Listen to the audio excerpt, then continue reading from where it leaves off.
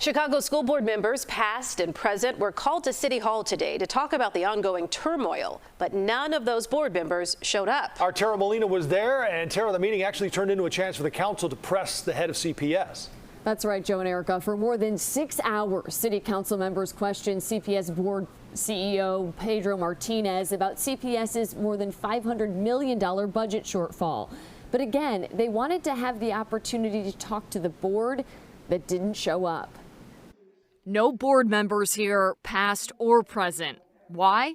The new board said to me that they just weren't prepared. Not prepared. Alderman Jeanette Taylor, who leads the Committee on Education and Child Development, starting off the meeting here. I want us to talk about solutions because I ain't heard none. With only the growing tension within Chicago Public Schools and the school board making it into City Hall. Children are learning. We've told you the entire board resigned and Mayor Brandon Johnson announced 6 new replacements. City leaders suggesting those resignations were related to Mayor Johnson's conflicts with CPS CEO Pedro Martinez and his opposition to a $300 million high-interest loan to support pensions and raises when CPS is facing a $500 million deficit for the 2025 contract year.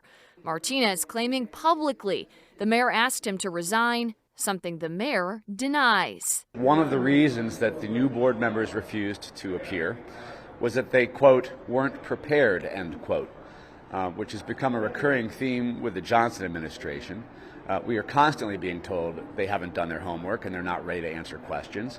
But I think a lot of CPS parents deserve answers to questions right now. Mayor Brandon Johnson was not at today's meeting. Last week, aldermen pushed for the mayor to call for board members to show up today. Will you urge members of the board to attend? And do you believe that the City Council should be able to ask these board members questions, both present and past, as representatives of their wards? Yeah, they should be able to ask some questions. You know where they should do it?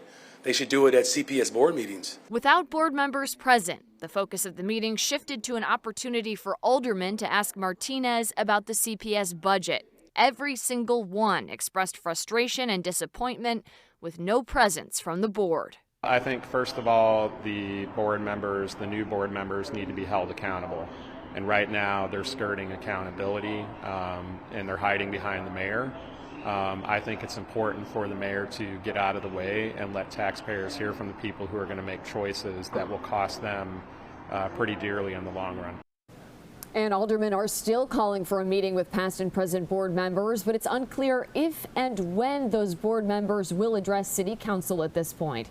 Reporting in the newsroom, I'm Tara Molina, CBS News, Chicago. All right, Tara, thank you.